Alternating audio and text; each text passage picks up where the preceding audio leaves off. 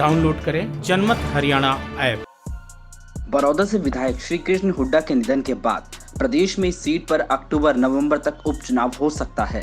इस सीट पर बीजेपी और कांग्रेस दोनों का बहुत कुछ दांव पर लगा हुआ है। अभी तक इस सीट पर कांग्रेस या फिर इनेलो का दबदबा रहा है, लेकिन क्या आप जानते हैं कि इस सीट पर 1968 के विधायक चुनाव में एक तीसरे राजनीतिक दल ने भी जीत हासिल की थी और उस पार्टी का नाम था विशाल हरियाणा पार्टी।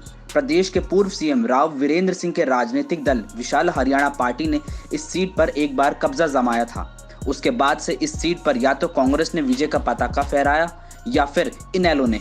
अगर उपचुनाव में बीजेपी इस सीट पर जीत हासिल करती है तो इस सीट को जीतने वाली वो चौथी पार्टी होगी।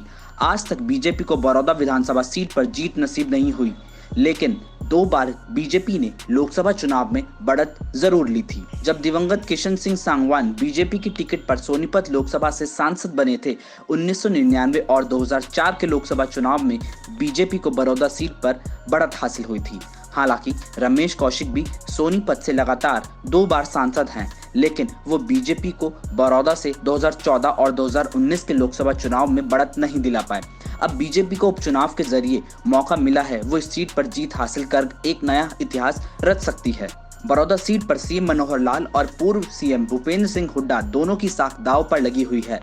पिछले साल हुए विधानसभा चुनाव में उम्मीद से कम प्रदर्शन की वजह से सीएम मनोहर लाल पर बीजेपी को बड़ौदा सीट जीताने का काफी दबाव है। अगर वो उपचुनाव में बीजेपी की नैया पार लगा देते हैं तो उनका हरियाणा की राजनीति में कद काफी बढ़ जाएगा। अगर जीत दिला पाने में नाकाम रहते हैं तो प्रदेश की मुख्य विपक्षी पार्टी कांग्रेस का हौसला काफी बढ़ जाएगा और वो मनोहर लाल सरकार पर अभी और भी ज्यादा आक्रामक हो जाएगी। ऐसा नहीं है कि पूर्व सीएम हुड्डा के लिए चुनौतियां कम हैं। इस सीट पर कांग्रेस की जीत हार उनके भविष्य के प्लान पर असर डालेगी। फिलहाल हुड्डा जेजेपी के गढ़ मध्य हरियाणा में अपना प्रभाव बनाने की जी तोड़ कोशिश कर रहे हैं। अगर हुड्डा बड़ौदा से कांग्रेस को जिता ले जाते हैं तो प्रदेश भर में यही संदेश जाएगा कि पूर्व सीएम को उनके गढ़ में चुनौती देना नामुमकिन के करीब है। ऐसे में हुड्डा और भी जोर शोर से अपने मध्य हरियाणा के मिशन में जुट जाएंगे। अगर कहीं वो चूक जाते हैं तो माना जाएगा कि हुड्डा के गढ़ में सेंध लगी हुई है और उन्हें हराया जा सकता है। वहीं बड़ौदा सीट पर हार हुड्डा के लिए बहुत बड़ा झटका होगी और उनके मध्य हरियाणा में पैर जमाने की कोशिशों पर पलीता लग सकता है।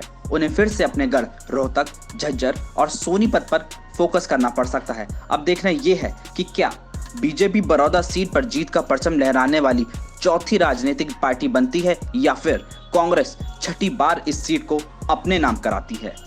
ब्यूरो रिपोर्ट, जनमत हरियाणा।